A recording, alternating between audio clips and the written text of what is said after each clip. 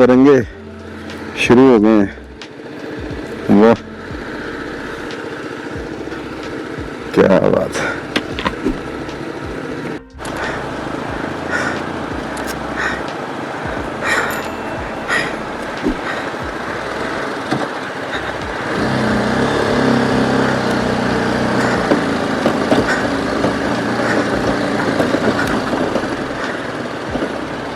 वाह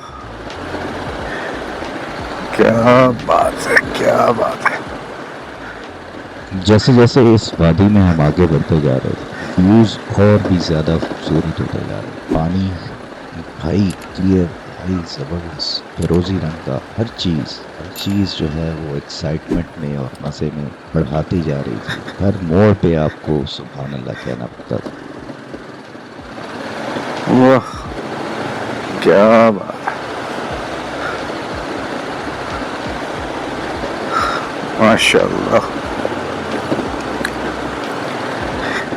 मुमकिन है कि ये व्लॉग रूटीन के व्लॉग से थोड़ा सा ज़्यादा लंबा हो जाए, क्योंकि दिल नहीं कर रहा कोई भी ऐसे सीन्स को काटने का। हर लोकेशन खूबसूरत है और रास्ता जब मैं दिखाना चाह रहा हूँ ये सारा कुछ इंक्लूड कर लेता है।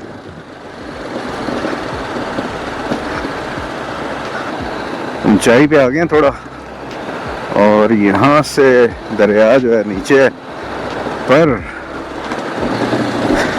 जो एक साफ शफाफ पानी